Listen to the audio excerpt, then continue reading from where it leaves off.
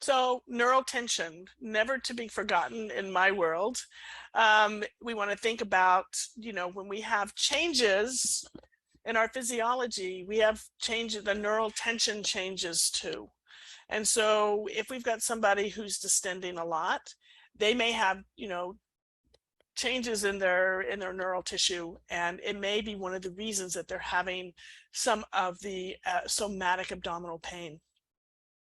So this is where rotation comes in, rotation of the thorax, because remember, all of those nerves, the iliohypogastric, the ilioinguinal, the genitofemoral, they all come off of the same region, which is T11, L1, all of them. And so that is the area of the spine that does rotation, counter rotation. That's what sets us up for walking. That's what sets us up for counter swing. That's what sets us up for rotation through the legs and into the upper body. And, of course, we have the other diaphragms up above. But that's a perfect reason for really working on, can they turn right to left? Can they side bend and turn? Can they side bend and turn? Can they side bend and turn opposite? Like all of the different quadrants. And does it bring on any symptoms for them? And if it doesn't, when they're like not distended or bloated, that feeling of distension, then do it when they are and see how it feels. Does it make it better? Does it make it worse? If it makes it worse, obviously you're going to just go snuggle up next to it, but not push through.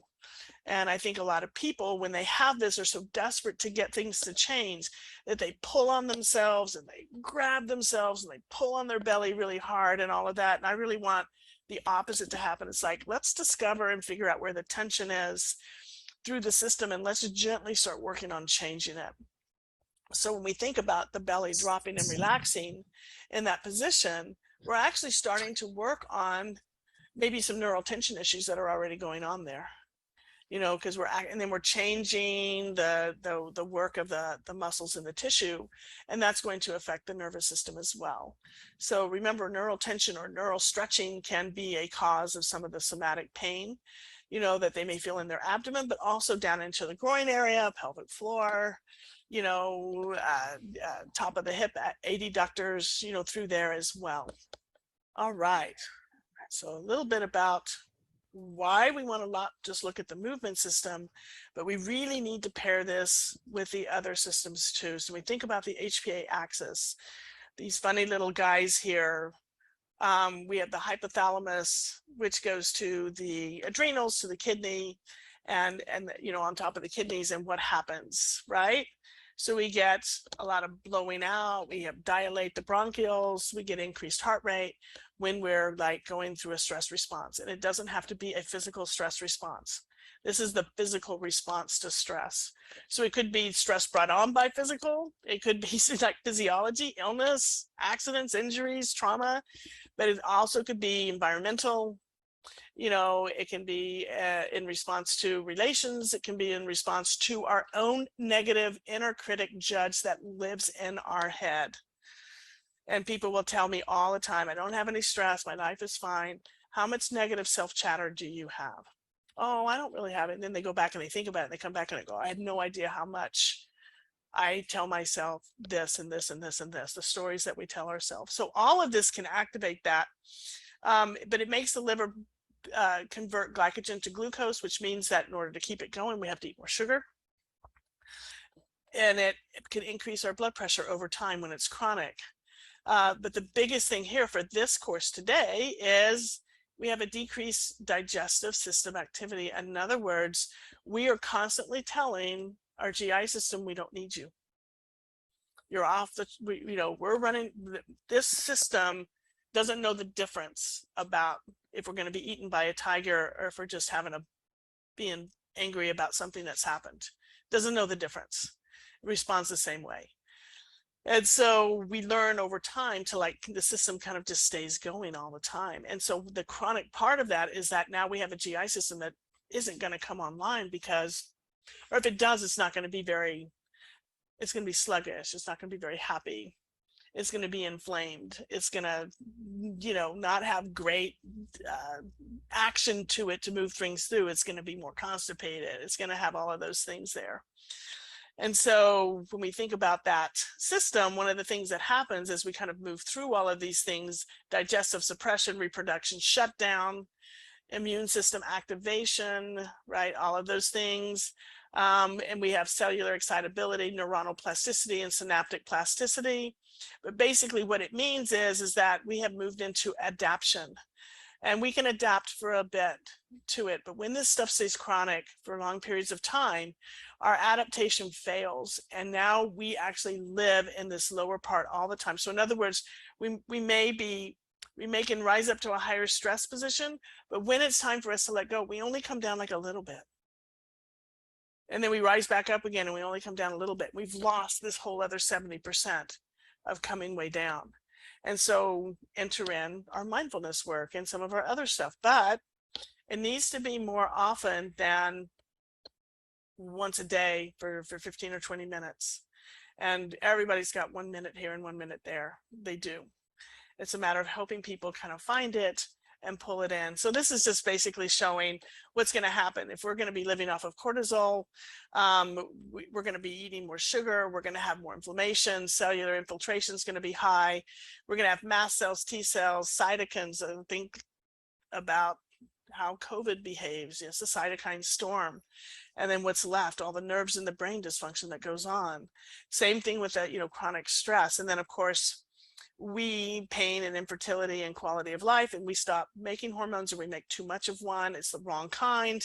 But eventually over time, what ends up happening is that we start using pregnenolone, which is the mother of the hormones progesterone, and we start stealing the production of pregnenolone to make cortisol. And then we're going to keep eating sugar because that's how the system keeps going. And the more we do that, the more we run that HPA axis off the chart, and we're not sleeping well, we're jittery, all these things are happening, of course. When we don't have good cortisol, when we don't have good pregnenolone, and it's stealing from the progesterone to make cortisol here. So it's like, whoop, we're going to take this.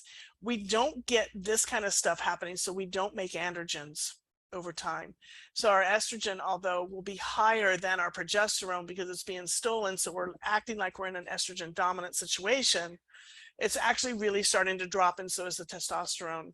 Hence low libido, more vaginal pain, more pain in the belly, nervous system pain, the nervous system twitchiness and stuff like that.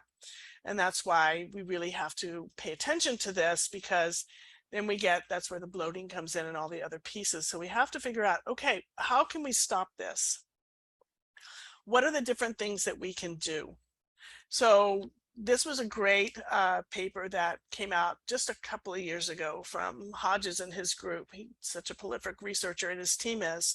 But basically, they looked at the interaction between local and systemic inflammation.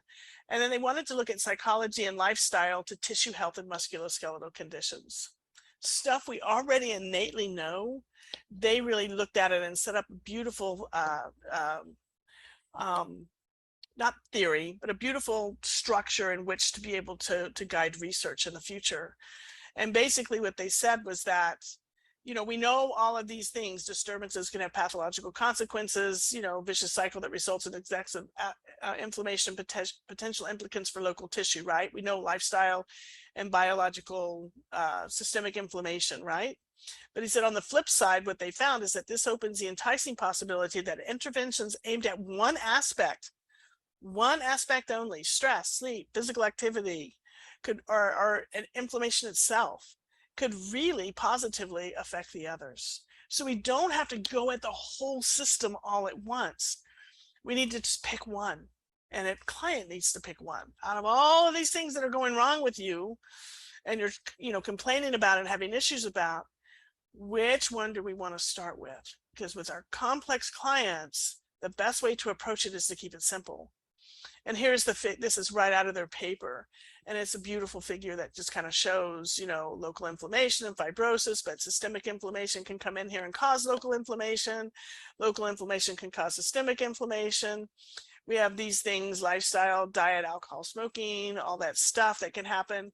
And then we've got the stress, mood, anxiety, depression. So you can see how sleep can come in and begin to change it, which can change this. It's just kind of that whole thing that we already know about, but the idea behind the paper was you don't have to go after all of these things all at once. Pick one and start to see what happens to the system. Then start moving into the next one and into the next one. Because when we have clients, and we've been able to show this through a lot of the coaching literature and the psychology literature, when we try to change too much too fast, that's like throwing gasoline on the fire. People can't do it. So think about New Year's resolutions. New Year's resolutions fail. Why? They're too big and it requires too much change too fast. We can't possibly do that. We're not built for that. So it is not a matter of willpower. It's a matter of the system screaming for sugar because it needs to keep the cortisol going. So if we can decrease the sugar, maybe by, I don't know, one meal without sugar, maybe it has to be that small for somebody, but we make too many changes too fast, or we try to get people to make changes too fast or too many of them all at once, it actually leads to more stress. And that's why we have clients that are very upset. I've tried this. I've tried this. How many times have they come into my office and said, I've tried an elimination diet. It doesn't work. I've tried that. It doesn't work. You tried too much. You did too much too fast. Did you do all these things at once? Yep. I started doing this and I stopped eating that and I started doing this and nothing helped. And it's like, yeah, it was way too much. And we can't handle that load. We got to go at it a little bit easier. And this is what this I love the paper because it says that just one thing can have a big difference. So I like to give my clients tools. Here's one of my favorites. I love positive intelligence. I love Shazard. I will talk about him and his work till the end of time, but I like it because it gives people just read the book, or if they even only read a couple of chapters, do the saboteur assessment. It gives them, what he does is he gives people names for these things, for their judge and for all of the saboteurs, which is basically the survivor brain here. Okay, and then he gives names for the sage and thriving and curiosity, empathy, joy, you know, so all of those sage powers. And it's just really nice because it's a nice way to open the conversation with people and to get them to understand that negative chatter and the negative influence that the judge and saboteurs, our inner critic, you know, we have inner critics and we have, I had one lady, wonderful coach, she called it the itty bitty shitty committee that everybody has in their brain. And, you know, who's driving the bus? Is your judge and all the little saboteurs driving the bus, or are you driving the bus? Who's taking over? And so I just thought that, you know, but people normalize that. They don't listen to that frequency anymore because it's going on so much. But guess what? Our sympathetic nervous system is in charge when that's happening. And we have no chance of building the pathways, the neural pathways over to the other side until we actually take aim at it and begin to change it. And so some of the things that they do in that, you know, in positive psychology, positive intelligence, polyvagal, all of these things talk about the same thing, which I'll kind of summarize for you here in the next few slides. So sympathetic activation takes only seconds, and it involves all those reactions: adrenaline, epinephrine, norepinephrine, you can name them all, right? And fight or flight chemical reactions can take our bodies 10 to 20 minutes to return to our pre-flight, pre-fight state. All right, it happens in seconds, but it takes a time for it to come down. And guess what? We never take the time, the 10 to 20 minutes to come down. So we don't have so we stay up there all the time. And remember that to come down, we don't have to have these sorts of chemical reactions, and quicker adjustments between activation and calming should occur. So in other words, I liken it to a car going down a hill. At the end of the day, you're going to get to the bottom of the hill. Do you need to get there at 80 miles an hour? Or how would you like to coast in around 35? Because if you jump in and you get to the end of the hill at 80 miles an hour, there's nothing left in the tank. You're done. You're spent. You've blown it all, and you've worked way too hard to go downhill. What if we came in and put the brakes on gently all throughout the day? Gently, 1 minute, sensory attention to washing your hands. 1 minute, quiet breathing. 1 minute, turn away from your screen and do some rib cage movements. 1 minute, get up and go for a walk. You do that throughout the day. We've been able to show through a lot of the neuroscience that you actually start building this neural pathway that takes you to what they call in positive intelligence, the sage side, but we all know that as the parasympathetic side. Our clients don't know what that means. They don't know sympathetic and parasympathetic, you know, so I talk about the lovely, happy, fun. You can get through work with the flow and go, or you can get through work really hard and really, you know, so you have a choice. We can really make that. And here's how we do it. We don't stop in the middle of a busy day and try to do this for, you know, 20 minutes. We do it as quick as we can, you know, 1 minute, 2 minutes throughout the day. It can really make a huge difference. Again, that one thing that they can do that we know that the research is pointing us to. So what are some of the things that help us? Obviously, we're talking about all that stuff like vagal nerve stimulation and how do we get this to happen and what this means. So longer exhales, you know, stimulates the ventral vagal system. Longer exhales, easy to do for a minute. 4 seconds in, 6 seconds out. Breathe for, you know, 2 minutes. Breathe for a minute. Turn it on, pace it so that you can stay with it because our brains don't like to do that. Qigong, body mapping, hand warming, progressive relaxation, heart rate variability, pace breathing, any of those sensory awareness techniques that you know and love, get your clients to get involved with. They'll find their favorites. When I'm working with other PTs, they always migrate towards breathing. It's like, fine, that's great because you'll do it in the moment. What I want is things that they can access in the moment. You know, so they don't have to do a whole Qigong practice. Maybe I just teach them how to do the rotation part. Standing and, you know, and a nice wide base of support and let your arms go and your head go and just really kind of, because Qigong is all about rotations and these spiral movements and things like that. You can rattle the rib cage. Anything to do to rattle the rib cage. Remember, the sympathetic system lives in the chain gangs and the nodules all in front of the transverse processes of the thorax. Anything we do that gets the thorax moving is important. So sing out loud. When was the last time you listened to the music you wanted to hear? And I have people tell me all the time, well, my kids listen to their stuff in the car. It's like they've got earphones. I don't pull that Jedi Knight trick on me. They have earphones. Turn on the music. Find something you like. Sing out loud. Gargle loudly. That's another one. Gargling. Cold exposure can be very nice. Just getting in the sunshine and getting sunlight into your retinas can start to change circadian rhythms, especially if you do it early in the morning when the sun is coming up. You get, you know, 2 minutes. Be great if you could stay longer, but hey, give me 2 minutes. And then, you know, more presence in their bodies, you know, so attend to momentary muscular tension, like where am I holding this stress? Oh, can I just breathe through that? Oh, my left shoulder. Let me just breathe through that for that minute. You know, shifting away from the flight or fight sensations, you know, waking up from a shutdown response. So in other words, if they're really kind of like not into it and they are stuffing their feelings and, you know, they're eating badly and all this, we need to be sure that they're that we're bringing them back up with some safety. So before I have them sing out loud or gargle, which may be too hard for them, maybe we'll start with some things that are super easy and help them feel safe as they come through. And this is where, you know, this whole, there's no time tonight to go through trauma-informed stuff, but this is particularly important with trauma-informed clients, with clients with trauma. And I don't know anybody who hasn't had some trauma that's in this situation. So really, again, do they have the right people on their team? Do they need a coach? Do they need a therapist? What do they need? And to help them like kind of get safe and feel safe so they can feel safe enough to shift into that social engagement biology, which is parasympathetic living, which is having our beautiful things that we need to help us grab hold of that oxytocin so that we actually have the ability to use the serotonin that's running around in our brain. When we stay in the sympathetic mindset or the sympathetic data-driven, all of this stuff business, we don't have access to the serotonin. That completely shuts us off from it.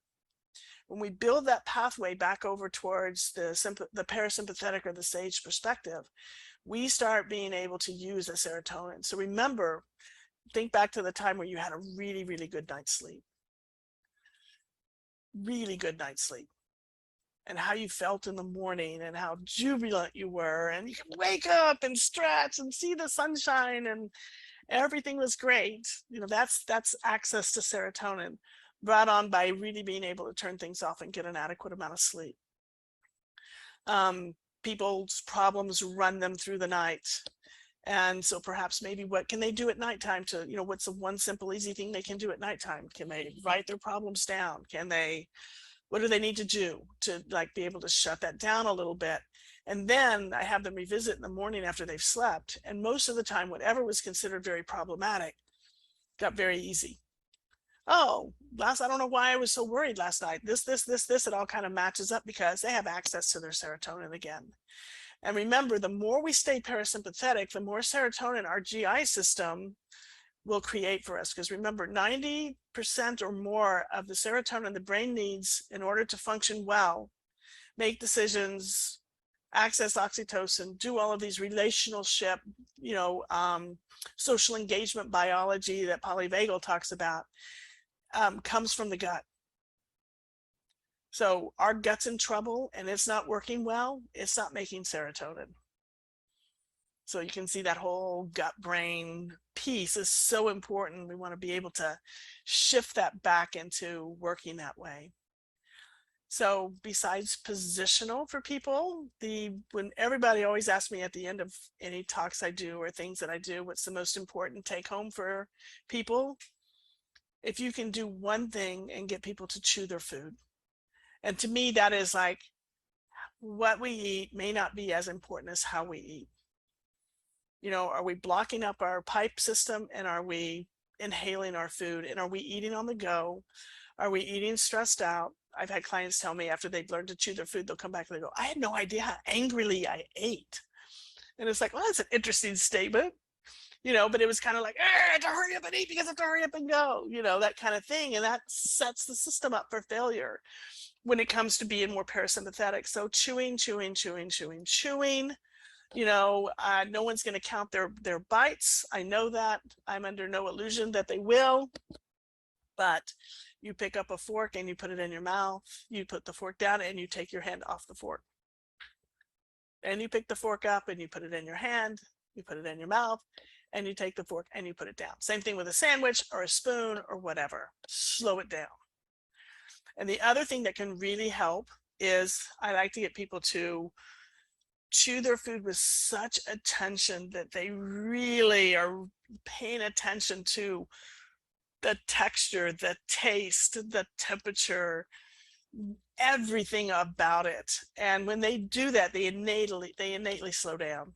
But it also brings joy to food. So what brings us to celebrations with food, right? Remember, for the last 1 or 3 million years, everything has been about food as part of celebrations. And we want to think about the people who have pain after they eat, or swelling and distension or bloating and all of these things, that they have probably begun to build a nervous system response around just even the idea of eating food. So they may have a persistent response of pain just from thinking about it's time to eat. Maybe it's not what they're eating, but it's the whole nervous system protective response now. So we want to set the stage, calm, happy, no news. No, turn it off. Be mindful of eating, slow chewing, really enjoy the food, just like I talked about. I think a great rewire technique is sensory attention. Besides really enjoying the pleasure of food, attach it to a memory of a time, even if it's back in their childhood, where eating was a pleasure. And then can you tap into that memory as you start to eat? Can you play with that memory for a minute before you start to eat? And can you do that with every meal as much as possible to help rewire the brain out of the protection mode? So there's a lot of things in here that you can pick. And the client, you can actually present these to your client, let them pick one. What do you want to work on? Which one sings to you? And another thing that I think is really fun is to take them through kind of a graded motor imagery. And I like to, I ask them what their favorite fruit is. I put an orange in here just because I like the taste of an orange. But when they bite into whatever their favorite fruit is, what is the sensory memory that comes up for them? Can they imagine what it feels like in their mouth? Can they imagine the taste? Can they imagine what the rest of their body is doing? Can they find a pleasurable memory to bring up at this time with food or eating? And maybe that's one of them that they can do. So those things can all be very helpful there. So we want to think about all of the things. We want sleep, we want joy, we want nice mindfulness, we want nice calming. You know, we can't forget about lovely things like an easy bowel massage and the movement stuff that we've already talked about.